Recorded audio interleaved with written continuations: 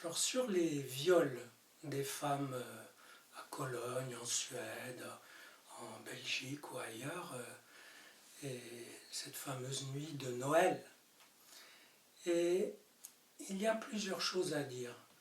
D'abord, il faut savoir que, d'une certaine façon, c'est un reste, c'est un résidu des vieux djihad d'antan, d'autrefois, où des troupes musulmanes faisant la conquête d'un pays prenaient les femmes.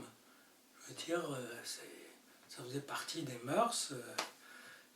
Même dans la guerre civile d'Algérie, les troupes du djihad arrivant dans un lieu prennent des femmes, même des musulmanes. Donc la prise de femmes, la razzia sur les richesses et sur les femmes, sur le butin. Les femmes, c'est un peu du butin. On ne leur demande pas leur avis, dans l'esprit de la conquête djihadiste. Et il faut croire que parmi toute cette masse de musulmans qui sont arrivés en Allemagne et dans d'autres endroits d'Europe, eh bien, il y a une mémoire de cette conquête, même si elle est pacifique. Un pays s'ouvre, on entre, eh bien, on se sert un petit peu. Et donc là, évidemment, ça pose avec une violence extrême la question du rapport aux femmes, du respect pour les femmes. Il y a eu d'ailleurs, paraît-il, quelques petits cortèges de musulmans pour dire on n'est pas de ce côté-là, etc. Ce qui témoigne de la contradiction dans le monde musulman entre le moderne, l'actuel et la tradition.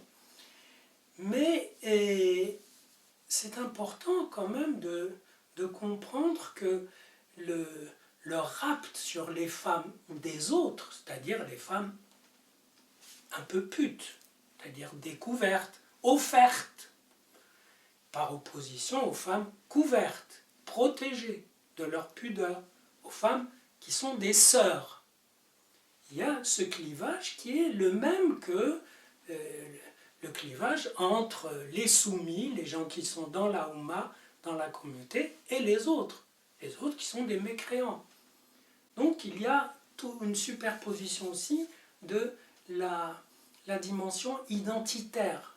Ces femmes violées ne sont pas de la bonne identité. Et donc, on ne va pas se gêner. Donc, c'était un moment festif. Bon. Et d'un autre côté, si vous lâchez une horde d'hommes frustrés, y compris sexuellement, et frustrés matériellement, sans tenir compte du fait qu'ils se sont des êtres sexués dans une nuit festive. Là, il y a une irresponsabilité de la part des dirigeants, des lieux. C'est-à-dire, aucune prise en compte, c'est comme si il y avait un aveu de ce fameux accueil humain, humaniste de l'immigrant, qui en fait est fait pour être nourri, logé et placé à un poste de travail pour doper l'industrie et ensuite placé dans un lien marital convenable pour doper la démographie européenne, fatiguée. Donc il y a là du symptôme, il y a du symptôme des deux côtés. Et évidemment, c'est très triste parce que on a même vu, à la suite de cet événement, des discours de déni, tout comme des gens dénient qu'il y a une violence fondatrice dans l'islam envers les autres, qui est inscrite dans les textes. Là, on dénie, non, mais c'est pas des musulmans qui ont fait ça. Mais si, c'est des musulmans dans un esprit traditionnel. Et ça laisse tout le champ libre et le travail à faire pour ceux qui veulent moderniser un peu cette culture.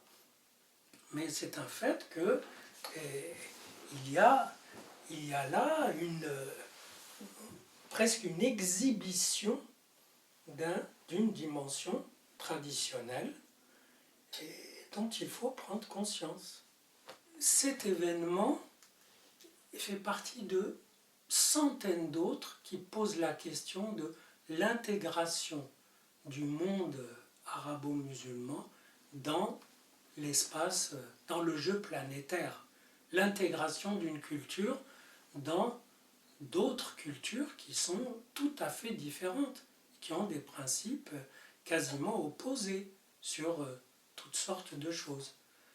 Et ce qui serait dommage, c'est que cette intégration se résolve à une intégration des autres cultures dans celle-là, c'est-à-dire à une soumission. Et des fois, on n'est pas loin, tellement la phobie des responsables est grande.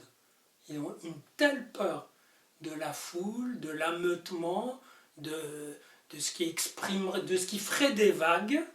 Or les autres n'ont qu'un intérêt, c'est de faire des vagues, justement pour qu'on les écoute et pour imposer leurs repères. Et là, ce serait dommage pour la culture.